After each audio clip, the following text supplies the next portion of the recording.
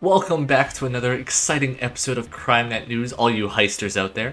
I'm your host, Capcake, and this is Vice. We want to start off by saying sorry for no video last week, but this just means this video is going to have way more news for you, so mask up, folks. To start off, let's go over last week's blog post. It was about the Consumable System coming to the game in the next DLC in August.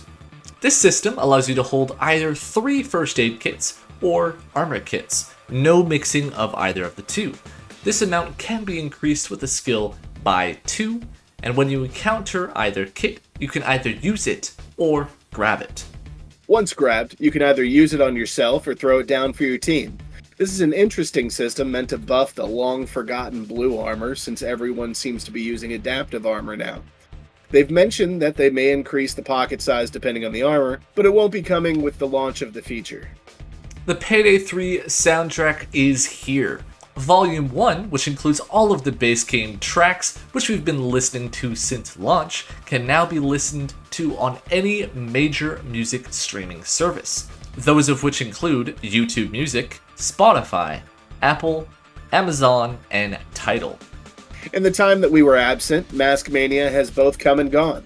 Watching this unfold was a bit of an interesting one. While it started off great as a way to get heisters playing together, it quickly turned sour in the community while the cracks started to show.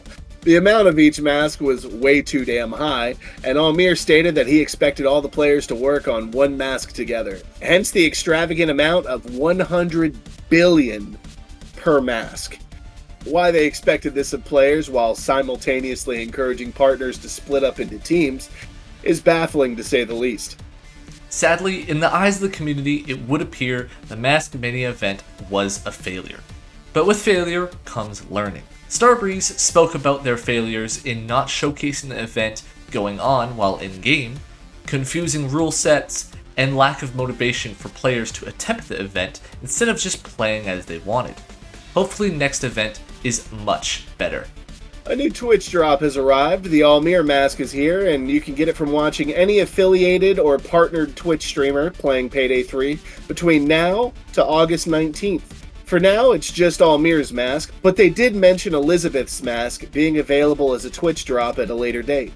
Update 1.2.1 came right after the end of Mask Mania, and with it many bug fixes, of which many were needed. But one thing came unintentionally for Xbox players, which was some skill description changes that showcased some potential reworks for skills. The first skill rework is for Precision Shot. Right now it works as such.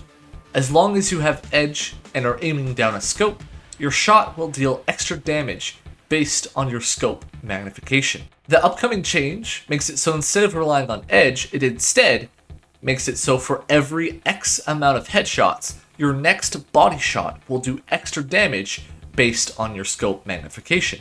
It also has a bit more clear indication of what the minimum scope magnification for the skill is to work.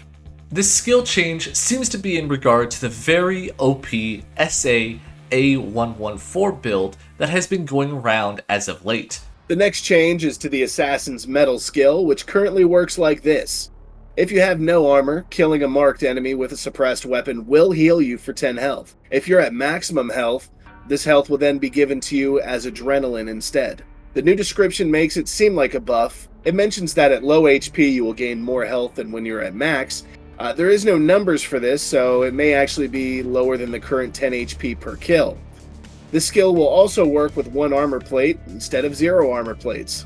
That's it for everything that was officially posted on their channels. We'll be going over the community highlights before talking about all of the interesting things that they spoke about on their live streams and Reddits, such as what is really in the upcoming roadmap. Which brings us to our community highlights of the week. The Payday 2 clip of the week comes to us from @official. You should just throw a grenade right where they're jumping in. Oh! Just like that? Okay, go pick up the C4, then plant it right above the Pentagon. Payday 2 physics. How I've missed how janky you are. And for Payday 3 clip of the week, we have Commander CH. Now secure the crypto wallet.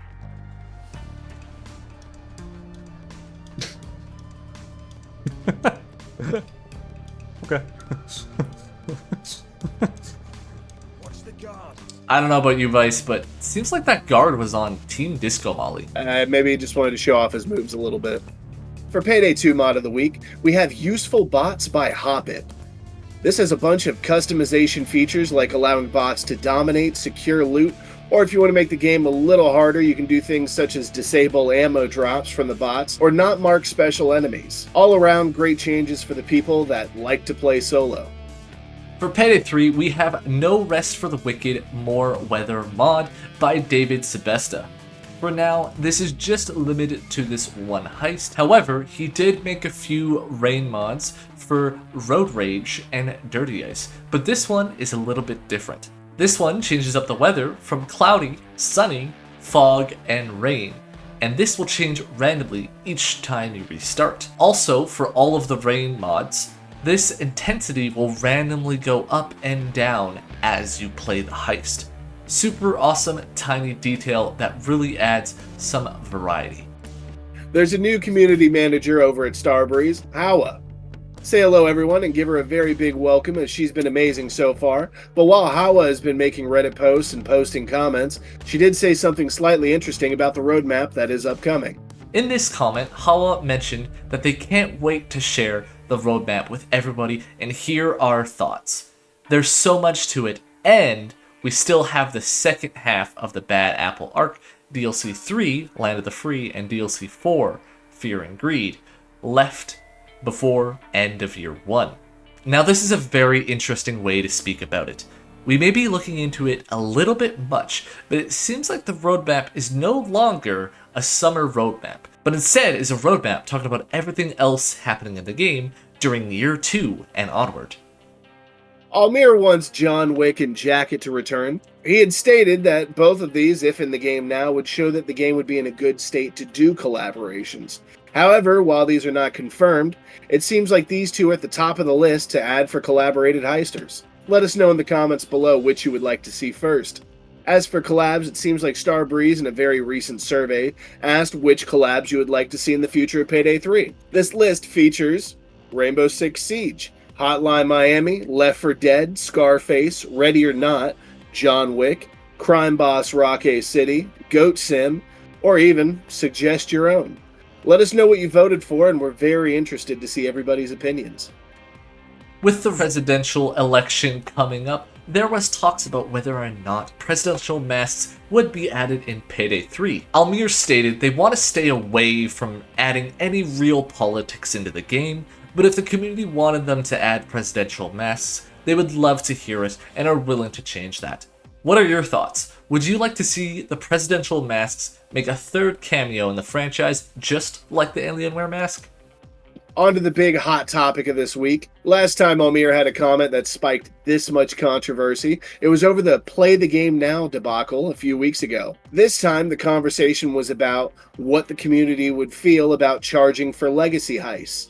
Almir asked his livestream chat if they were to charge money for the Legacy Heist that required a lot of resources to remake, what the community would think.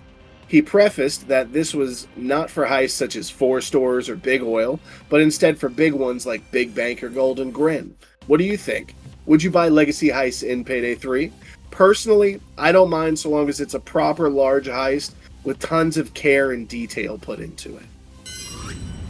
And that's everything for this week, all you career criminals out there.